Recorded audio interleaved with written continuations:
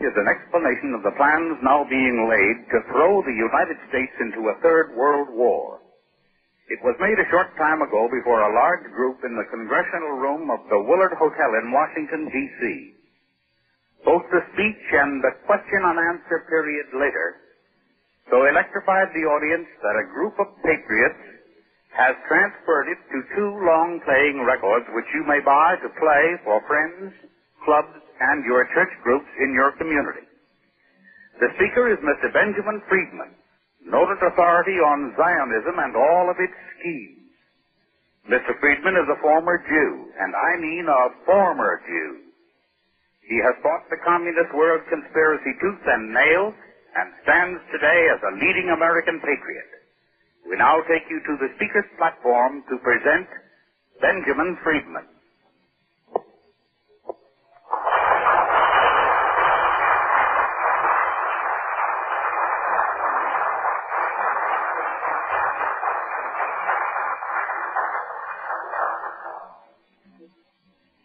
What I intend to tell you tonight is something that you have never been able to learn from any other source. And what I tell you now concerns not only you, but your children and the survival of this country and Christianity. I'm not here just to dish up a few facts to send up your blood pressure, but I'm here to tell you things that will help you preserve what you consider the most sacred thing in the world, the liberty and the freedom and the right to live as Christians, where you have a little dignity and a little right to pursue the things that your conscience tells you are the right things as Christians. Now, first of all, I'd like to tell you that on August 25th, 1960, that was shortly before election, Senator Kennedy, who is now the President of the United States, went to New York and delivered an address to the Zionist Organization of America. In that address, to reduce it to its briefest form, he stated that he would use the armed forces of the United States to preserve the existence of the regime set up in Palestine by the Zionists, who are now in occupation of that area. In other words, Christian boys are going to be yanked out of their homes, away from their families, and sent abroad to fight in Palestine against the Christian and Muslim Arabs who merely want to return to their homes. And these Christian boys are going to be asked to shoot to kill these innocent people who only want to follow out 15 resolutions passed by United Nations in the last 12 years, calling upon the Zionists to allow these people to return to their homes. Now, when United States troops appear in the Middle East to fight with the Zionists as their allies to prevent the return of these people who were evicted from their homes in the 1948 armed insurrection by the Zionists who were transplanted there from Eastern Europe. When that happens, the United States will trigger World War III.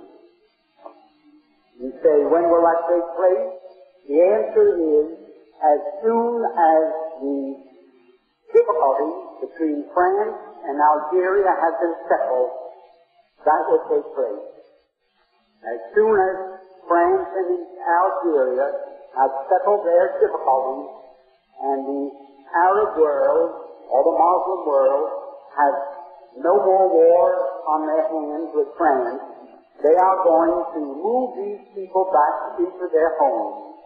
And when they do that, and President Kennedy sends your sons to fight over there to help the crooks hold on to what they stole from innocent men, women, and children, we will trigger World War III.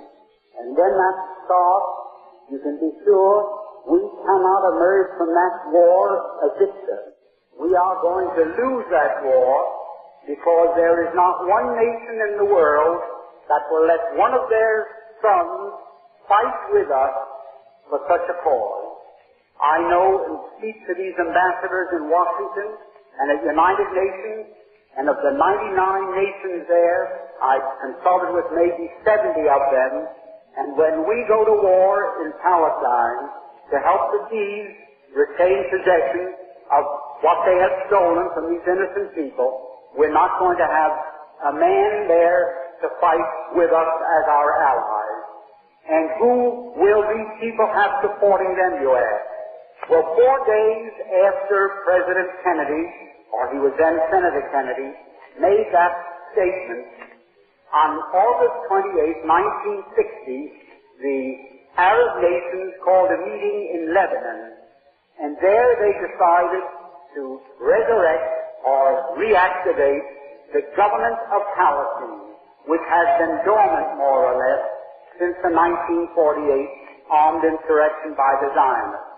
Not alone that, they ordered the creation of a Palestinian army, and there are now drilling maybe 500,000 soldiers in that area of the world to lead these people back to their homes. With them, they have as their allies all the nations of what is termed the Bandung Conference group. That includes the Soviet Union and every Soviet Union satellite. It includes Red China. It includes every independent country in Asia and Africa, or 80% of the world's total population.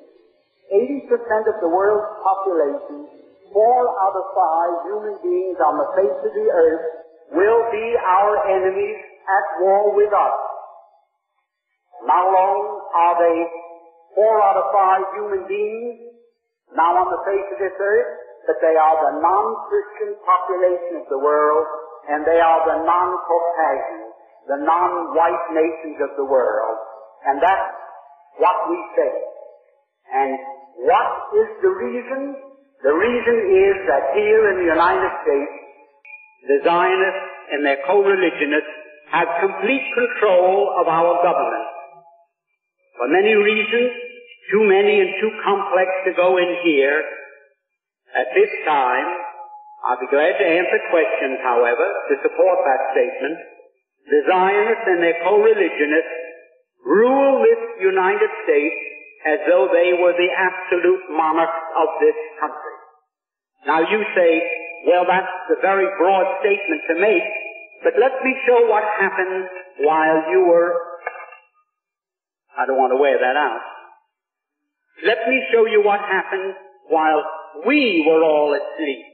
I'm including myself with you. We were all asleep. What happened? World War I broke out in the summer of 1914. 1914 was the year in which World War I broke out. There are a few people here my age who remember that. Now that war was waged on one side by Great Britain, France, and Russia, and on the other side by Germany, Austria-Hungary, and Turkey. What happened? Within 2 years, Germany had won that war. Not alone won it nominally, but won it actually. The German submarines, which were a surprise to the world, had swept all the convoys from the Atlantic Ocean, and Great Britain stood there without ammunition for her soldiers, stood there with 1 week's food supply facing her, and after that, starvation. At that time, the French army had mutinied. They lost 600,000 of the flower of the French youth in the defense of Verdun on the Somme. The Russian army was defecting. They were picking up their toys and going home. They didn't want to play war anymore. They didn't like the Tsar. And the Italian army had collapsed. Now, Germany, not a shot had been fired on the